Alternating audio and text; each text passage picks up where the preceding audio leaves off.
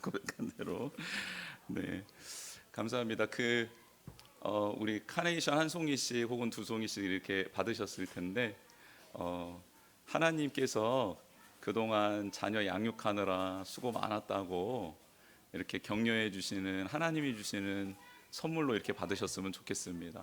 그리고 우리 자녀들 하나님 안에서 더 잘 자라고 또 부모님께 효도 다 하는 우리 귀한 아이들, 또 하나님께 영광 올려드리는 우리 아이들 될 줄 믿습니다. 부모님들은 또 그렇게 기도해 주셨으면 좋겠습니다. 이 시간 하나님께서 주신 말씀 보겠습니다. 사도행전 9장 1절에서 19절 상반절까지의 말씀 보도록 하겠습니다. 우리 하나님의 말씀을 같이 한 목소리로 읽겠습니다. 신약성경 200페이지에 있는 사도행전 9장 1절에서부터 19절 상반절까지입니다. 시작. 사울이 주의 제자들에게 대하여 여전히 위협과 살기가 등등하여 대제사장에게 가서 다메섹 여러 회당에 가져갈 공문을 청하니, 이는 만일 그 도를 따르는 사람을 만나면 남녀를 막론하고 결박하여 예루살렘으로 잡아오려 함이라. 사울이 길을 가다가 다메섹에 가까이 이르러니 호련히 하늘로부터 빛이 그를 둘러 비추는지라.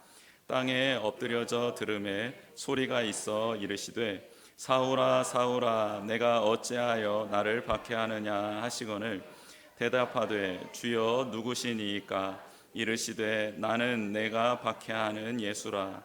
너는 일어나 시내로 들어가라. 내가 행할 것을 내게 이를 자가 있느니라 하시니, 같이 가던 사람들은 소리만 듣고 아무도 보지 못하여 말을 못하고 서 있더라.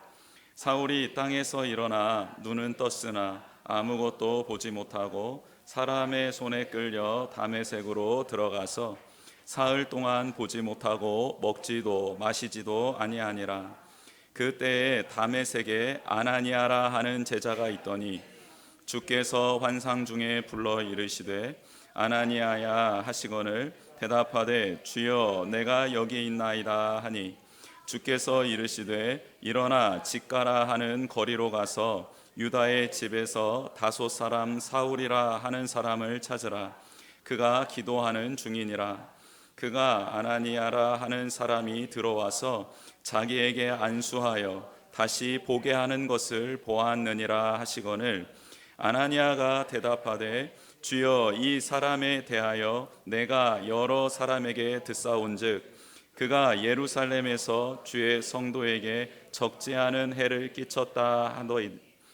여기서도 주의 이름을 부르는 모든 사람을 결박할 권한을 대제사장들에게서 받았나이다 하거늘, 주께서 이르시되 가라. 이 사람은 내 이름을 이방인과 임금들과 이스라엘 자손들에게 전하기 위하여 택한 나의 그릇이라. 그가 내 이름을 위하여 얼마나 고난을 받아야 할 것을 내가 그에게 보이리라 하시니, 아나니아가 떠나 그 집에 들어가서 그에게 안수하여 이르되, 형제 사울아, 주 곧 내가 오는 길에서 나타나셨던 예수께서 나를 보내어 너로 다시 보게 하시고 성령으로 충만하게 하신다 하니, 즉시 사울의 눈에서 비늘 같은 것이 벗어져 다시 보게 된지라. 일어나 세례를 받고 음식을 먹음에 강건하여 지니라. 아멘. 네, 오늘은 어버이 주일입니다. 하나님은 가정이 천국을 맛보는 곳이 되기를 원하십니다. 하나님이 주인된 가정, 하나님의 말씀으로 세워져 가는 가정, 그렇게 하나님의 공급하심 가운데 풍성하고 풍요로운 가정이 되기를 원하십니다. 부모를 공경하라 라고 하나님 말씀해 주셨죠. 이 계명은 하나님이 이스라엘 백성에게 주신 십계명 안에 들어 있습니다. 뿐만 아니라 예수님과 사도들도 복음서와 서신서에서 계속해서 반복하여 강조하고 있습니다. 자녀가 부모를 공경하는 것 너무 당연하죠. 이에 못지않게 또 한 가지를 알려주셨는데, 그것은 부모가 자녀를 노엽게 하지 않아야 한다라는 겁니다. 말씀 안에서 자녀를 양육해야 할 책임이 부모에게 있습니다. 즉 서로 사랑하는 가정이 되어야 합니다. 존경과 긍휼이 넘쳐나는 부모와 자녀, 또 부부 간의, 형제 간의 모습이 되기를 원합니다. 이렇게 가정을 생각하며 하나님 말씀을 묵상하는데 고린도전서 13장 4절에서 7절 말씀이 생각이 났습니다. 그 내용은 이렇습니다. 사랑은 오래 참고, 사랑은 온유하며 시기하지 아니하며, 사랑은 자랑하지 아니하며 교만하지 아니하며 무례히 행하지 아니하며 자기의 유익을 구하지 아니하며 성내지 아니하며 악한 것을 생각하지 아니하며 불의를 기뻐하지 아니하며 진리와 함께 기뻐하고 모든 것을 참으며 모든 것을 믿으며 모든 것을 바라며 모든 것을 견디느니라. 아멘. 이런 사랑이 가득한 부모가 되고 자녀가 되기를 기도하는 우리가 되었으면 좋겠습니다. 그리고 이런 사랑을 실천할 수 있도록 성령님 도와주십시오라고 성령님을 붙드는 우리 모두가 되기를 원합니다. 특히 이 말씀 가운데 마지막 절이 마음에 와닿았습니다. 모든 것을 참으며 모든 것을 믿으며 모든 것을 바라며 모든 것을 견디느니라. 이 말씀을 읽는데 예수님께서 우리를 향하여 해주셨던 모든 모습들, 제가 개인적으로 신앙생활을 해가며 예수님과 교제하면서 느꼈던 그 모든 것들이 이 마지막 구절에 함축되어져 있었습니다. 예수님이 우리를 그리고 우리 자신을 사랑해 주셨던 것처럼 우리도 그 사랑을 실천하는 5월 한 달이 되기를 주님의 이름으로 축복합니다. 마음에 들지 않는 모습들이 참 많지요. 속상한 일들이 참 많이 있습니다. 그럼에도 불구하고 그것을 뛰어넘는 것이 진짜 사랑이요, 그 사랑을 실천할 상황을 우리 가운데 허락해 주신 줄 믿습니다. 우리 안에는 사랑의 에너지가 없지요. 근본적으로 우리는 악하죠. 불평과 불만에 익숙한 사람들입니다. 그래서 기도해야 하고 간구해야 합니다. 하나님 은혜를 베풀어 주십시오, 사랑을 주시옵소서라고 말이죠. 어렸을 때 아버지에게 매 맞아 본 기억이 저한테는 있습니다. 딱 한 번 심하게 한 번 맞아본 적이 있는데요, 그 이후로는 아버지도 저를 때리지는 않았습니다. 그런데 어머니에게는 매를 맞아본 기억이 별로 없습니다. 기억이 나질 않더라고요. 왜 그럴까? 어머니와는 더 많은 시간을 보냈고 더 많이 속을 상하게 했을 텐데 왜 어머니는 나를 때리지 않았고 왜 맞은 기억이 없을까? 이런 고민을 하던 차에 박목월님의 어머니의 눈물이라는 시를 한 편 만나게 되었습니다. 그 내용을 한번 낭독해 드리겠습니다. 회초리를 들긴 하셨지만 차마 종아리를 때리시진 못하고 노려보시는 당신 눈에 글썽거리는 눈물, 와라 불며 어머니께 용서를 빌면 꼭 껴안으시던 가슴이 으스러지도록 너무나 힘찬 당신의 포옹, 바른 길 곧게 걸어가리라 울며 뉘우치며 다짐했지만 또 다시 당신을 울리게 하는 어머니 눈에 채찍보다 두려운 눈물 두 줄기, 볼에 아롱지는 흔들리는 불빛이라는 시입니다. 자녀를 세워두고 차마 때리지 못하고 눈물말 글썽이는 어머니의 모습, 잘못했다고 자녀가 말하며 어머니에게 달려들면 와락 안아주시고 용서해 주시는 그 어머니의 은혜, 그래서 다시는 잘못하지 않겠노라 다짐하지만 이내 다시 잘못하여 어머님 앞에 서고 또 어머님은 눈물을 글썽이며 다시 나를 알아주시는 이 모습, 반복되어지는 모습이 오늘 시에 담겨져 있습니다. 그런데 이 시를 읽고 난 다음에 정말 저희 어머님의 모습이 생각나더라고요. 제가 정말 잘못해가지고 어머님 앞에 있으면 다리를 걷어라 라고 하는데 막 엄살을 피우면 차마 때리지 못하고 있는 어머니께 죄송하다고 하면 아이고 그래 용서해 줄게 다음에는 그러지 마 하면서 회초리를 걷어주셨던 어머님의 모습이 생각났습니다. 또 아버지에게 엄청 혼나면 어머니가 따로 불러서 괜찮다고 힘내라고 그러면서 따로 밥을 챙겨주셨던 어머님의 모습도 생각났습니다. 이 모습이 꼭 우리 예수님의 모습을 닮았습니다. 우리 예수님도 우리를 그렇게 안아주시지요. 만약 예수님이 우리를 율법의 기준으로 판단하시고 심판하신다고 하면 우리 가운데 살아남을 사람은 아무도 없습니다. 예수님은 우리를 사랑하시되 끝까지 사랑해 주십니다. 오합지졸이었던 제자들을 끝까지 품에 안아 주시지요. 그들을 으스러지도록 힘차게 안아주시며 다시 시작해보자고 권면해 주시고 위로해 주시는 예수님의 모습이 복음서 안에 너무나도 많이 담겨져 있습니다. 다시 일어설 용기를 주시고 힘을 북돋아 주시는 예수님의 그 사랑 안에서 오늘 우리는 존재하고 있는 것이지요. 예수님의 은혜와 사랑을 체험하고 깨달은 자들은 기꺼이 광야의 길을 걷습니다. 광야의 강을 만들어 주시고 길을 내어 주실 예수님을 믿고 순종하는 걸음을 내딛게 되지요. 사랑할 수 없는 자를 품는 것이 바로 광야 아니겠습니까? 미워해야 할 원수를 사랑해 보는 것이 광야 아니겠습니까? 문화와 전통의 장벽을 뛰어넘어 영혼을 사랑하며 품어보겠노라고 또 품어보겠노라고 간절한 마음으로 받은 사랑을 실천해 보겠다고 나아가고 있는 그 가정이, 우리의 일터가, 우리의 교회가 광야 아니겠습니까?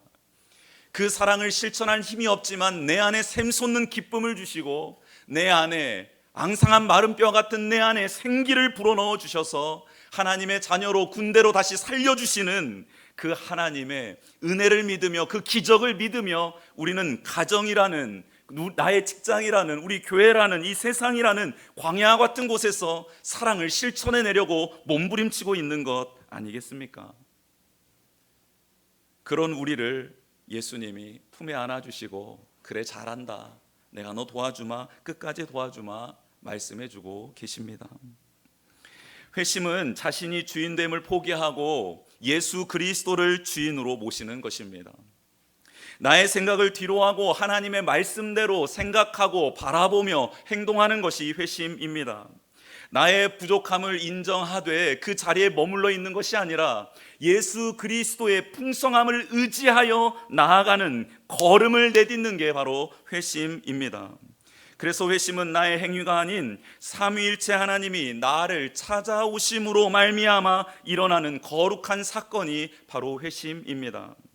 분명 심판받아야 할 존재를 심판하지 않고 사랑으로 안아주시고 돌이켜 회개하게 하시는 하나님의 은혜 안에서, 예수님의 사랑 안에서 회심은 일어납니다. 즉 다시 태어나게 되는 것이지요. 오늘 본문에는 이렇게 회심한 사람이 나옵니다. 사울입니다. 훗날 바울로 불리는데 사울은 유대식의 이름이고 바울은 로마식의 이름입니다. 본래 두 개의 이름을 가지고 있었던 것이죠. 처음 등장해서 유대인과 관계를 맺을 때에는 사울로, 이방인을 선교하며 이방인과 대할 때에는 바울이라는 이름으로 불리며 그렇게 성경에는 기록되어져 있습니다. 사울은 어떤 사람입니까? 일단 우리가 잘 알고 있듯이 그는 배운 것이 많은 사람, 로마 시민권을 가진 사람, 유대인으로서 존경받는 위치에 있으며 장래가 촉망되는 사람입니다. 하나님 외에는 신이 없다라는 유대교에 쩌들어서 그 신학으로 완전하게 무장되어 있었던 유대인 중에 유대인입니다. 그런 그에게 자칭 하나님의 아들이라고 말하는 예수 그리스도에 대한 소식이 들려왔습니다. 그를 따르는 악한 무리들이 있다라는 것도 알게 되었습니다. 사울은 최초 순교자였던 스데반을 죽이는 일을 주도했지요. 그리고 그 죽음을 시작으로 예루살렘에 있는 그리스도인들을 모조리 잡아 가둬버렸습니다. 그런데도 성이 차지 않자 그 주변 지역까지 소탕하고 급기야는 예루살렘에서 240km나 떨어져 있는 다메섹까지 공문을 들고 달려가고 있습니다. 그곳에 유대인들이 많이 살고 있었거든요. 그런데 핍박을 피해 달아난 그리스도인들이 그 다메섹에 가서도 유대인들에게 복음을 전하고 있다는 소식이 들려왔기 때문입니다. 자기 확신에 찬 사람, 배운 것이 많고 명예와 권력이 있고 많은 사람들에게 인정을 받고 있는 사람이 예수 그리스도를 믿게 될 확률은 참으로 희박합니다. 로또의 연속 3번 당첨될 확률보다 그런 사람이 예수님을 믿을 확률이 높을 수도 있겠습니다. 그런데 아무도 막을 수 없고 그의 생각을 돌이킬 수도 없다라고 모든 사람이 포기한 그 순간 하나님은 포기하지 않고 그에게 일하십니다. 다메섹에 가까이 왔을 때 예수님이 사울을 찾아오시지요. 정오의 태양보다 더 밝은 빛, 형언할 수 없는 광채로 예수님이 사울 가운데 임재하십니다. 사울은 자신을 둘러싼 빛으로 말미암아 그 자리에 꼬꾸라지지요. 땅에 엎드립니다. 그동안 성경에서 읽어왔던 하나님의 사람들이 하나님을 만나는 장면이 머릿속을 스쳐갑니다. 아, 이게 하나님의 임재 가운데 들어가는 것이구나. 나도 드디어 믿음의 선진들처럼 하나님을 만나는 은총의 자리, 은혜의 자리를 얻게 되었구나 라고 생각했을 겁니다. 가장 먼저는 두려움과 경외감이 그의 안에 차 올라오기 시작했습니다. 또 한편으로는 나의 열심을 알아주시는 하나님이 나를 위로해 주시기 위해, 격려해 주시기 위해 오셨구나라는 생각도 했습니다. 빛으로 임하신 예수님, 사울에게 말씀하십니다. 사랑하는 성도 여러분, 우리에게 어떤 환상적인 일들이 일어날 수 있습니다. 그렇죠?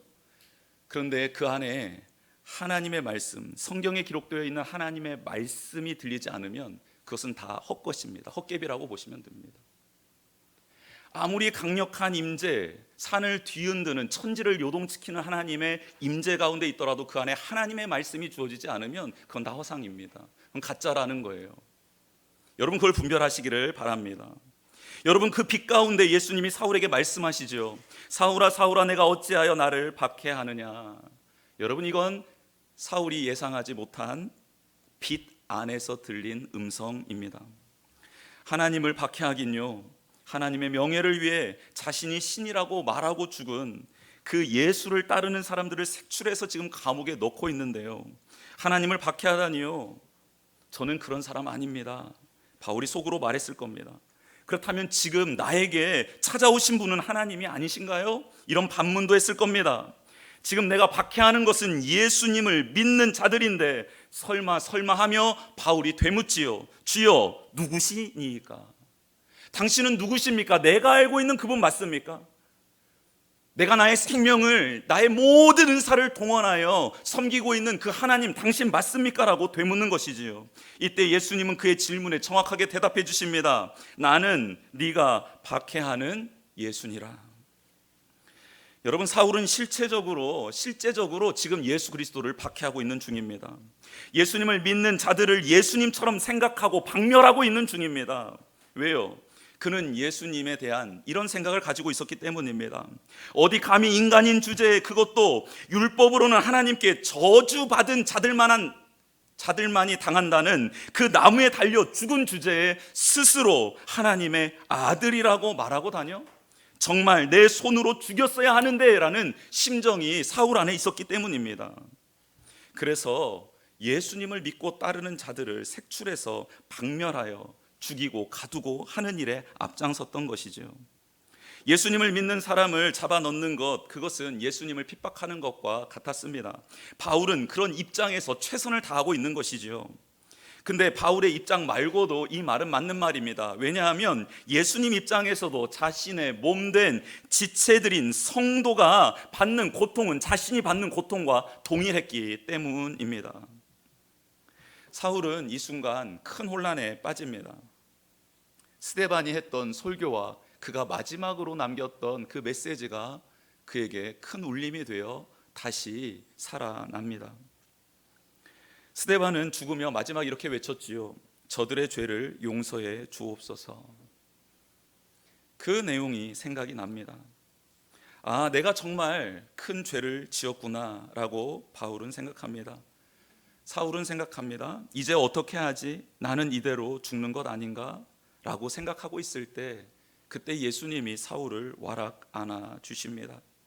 그가 해야 될 일을 가르쳐 주십니다. 예수님은 사울을 죽이기 위해 찾아온 것이 아니라 그를 회복시켜 주시기 위해, 새로운 삶을 살아갈 수 있도록 돕기 위해 찾아오신 것입니다. 예수님은 그에게 이렇게 말씀하시지요. 너는 일어나 시내로 들어가라. 내가 행할 것을 내게 이를 자가 있느니라. 뭔가 큰 일을 시키실 것 같은데 예수님은 사울에게 일어나라, 그리고 다메섹으로 들어가라라고 말씀하십니다.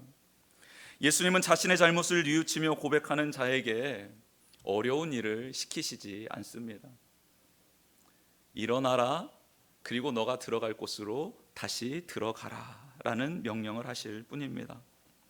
정말 할 수 있는 일이지요. 가능한 일입니다. 그 누구도 그 말씀 앞에 순종할 수 있는 일, 그 말씀을 우리들에게 해 주실 것입니다. 그렇게 작은 일이지만, 할 수 있는 일이지만 순종할 때 예수님을 더 깊이 알아가게 되고 우리에게는 새로운 삶이 주어지게 됩니다. 오늘 우리에게 예수님이 말씀하시는 것, 그리고 매일 경건의 시간을 통해 우리에게 주신 그 메시지, 할 수 있는 것을 주실 텐데 그 메시지에 순종하는 우리 모두가 되기를 주님의 이름으로 축복합니다. 그래서 더 깊게 예수님과 사귀십시다. 더 깊은 신앙의 단계로 나아갔으면 좋겠습니다. 예수님은 직접 사울에게 모든 것을 지시할 수 있었습니다. 알려주실 수도 있었어요. 그런데 직접 말하지 않습니다. 사람을 보내겠다 하십니다. 인간 관계를 새롭게 맺어주시기를 예수님은 원하셨던 것이지요. 왜냐하면 신앙생활은 혼자서는 할 수 없기 때문입니다. 아무리 예수님을 직접 만난 사울이라도 그에게는 동역자가 필요했습니다. 교회 공동체가 필요했던 것이지요. 그래서 예수님은 사울에게 아나니아라는 제자를 보내주십니다. 사울은 3일 동안 먹지도 마시지도 않고 기도합니다. 앞이 보이지 않는 상태로 지냅니다. 그는 캄캄한 세계 안으로 갇히게 되었습니다. 그동안은 환한 빛이 비추는 꽃길을 걷고 있었는데 갑자기 죽음의 공포가 그를 짓누릅니다. 먹을 수도 마실 수도 없게 된 것이지요. 그런데 이 시간은 그에게 있어서 죽음의 시간이 아니라 다시 태어나는 시간이 되었습니다. 새로운 세계를 볼 수 있게 되었고 예수님이 주신 신령한 음식을 먹게 되는 복된 시간이었습니다. 예수님께서도 십자가에 달려 돌아가실 때 정오가 되어 빛이 가장 환해야 했던 그때에 어둠이 임했습니다. 많은 사람들이 예수님을 저주했습니다. 침뱉었습니다. 조롱했습니다. 저주받은 자 취급받았던 그 시간, 그 어두웠던 그 시간에 하나님은 하나님의 뜻을 이루고 계셨습니다. 어둠 속에서 하나님은 새 창조를 하고 계셨던 것이지요. 죄와 죽음으로 말미암아 죽어갈 수밖에 없는 우리를 끌어안으시며 영원한 생명을 얻을 수 있는 길을 만들고 계셨던 그 어둠의 시간을 기억해 보면 좋겠습니다. 사울은 지난날 자신과 결별하는 시간을 보내고 있습니다. 그동안 자신의 생각과 의지로 살아온 자신이 주인 되었던 삶을 청산하는 시간을 보내고 있습니다. 그동안 나에게 꼭 필요한 양식이라고 여겼던 그것들을 하나 둘씩 내려놓기를 시작합니다. 돈을 내려놓습니다. 명예를 내려놓습니다. 권력을 내려놓습니다. 자기의 찬란한 미래에 청사진을 내려놓습니다. 그리고 예수님이 하나님이 주시는 양식을 먹겠노라 다짐합니다. 내게는 좀 거북스럽지만 그 말씀을 받겠노라, 그 사명을 받겠노라, 광야와 같은 곳에서 사랑해 보겠노라. 그 양식을 취하기 시작합니다. 이제 예수님이 주시는 음식을 먹고 사는 사람으로 다시 태어났습니다. 그렇게 살아갑니다. 그동안 질서라고 여기며 살아왔던 삶에 혼돈과 공허가 몰아닥쳤습니다. 그런데 그에게 주님의 말씀이 임함으로 그 혼돈과 공허는 지속되지 않았고 그 안에서는 새 창조가 일어나고 있는 것이지요. 사랑하는 성도 여러분, 우리도 개별적으로는 다 다르지만 이런 경험이 있지 않습니까? 회심의 순간 말입니다. 예수 그리스도를 나의 주인으로 영접했던 그 순간 말입니다. 조금은 아팠습니다. 고통스러웠습니다. 왜 이래야만 하나 의문도 들었습니다. 그럼에도 불구하고 그 시간은 꼭 필요한 시간이었습니다. 나의 것을 내려놓는 시간, 그리고 주님의 것으로 채우는 그 시간, 이 시간은 흑암이, 공허함이 사라지고 새 창조가 일어나는 시간이기 때문입니다. 혹 이 시간, 이 회심의 경험, 거듭남의 시간이 없었던 성도님들 계신다면 성령님께 도우심을 구하시기를 바랍니다. 나의 삶의 주인이 바뀌기를 원합니다. 새롭게 태어나는 이 은혜를 경험하기를 원합니다라고 기도할 때 하나님께서 그 기도에 응답해 주실 줄 믿습니다. 지금 이 순간 예수님이 우리를 찾아오셨습니다. 그리고 우리에게도 이렇게 말씀하십니다. 사랑하는 딸아, 사랑하는 아들아, 어찌하여 너는 나를 박해하고 있느냐? 왜 내가 주인 되어 사랑하고 있느냐? 너의 생각과 의지를 꺾지 못하고 있느냐? 세상이 주는 양식을 받아 먹기 위해 왜 이렇게 안간힘을 쓰고 있느냐? 내가 너를 위해 나의 생명을 주었건만 너는 다른 곳에 가서 왜 구걸을 하고 있느냐?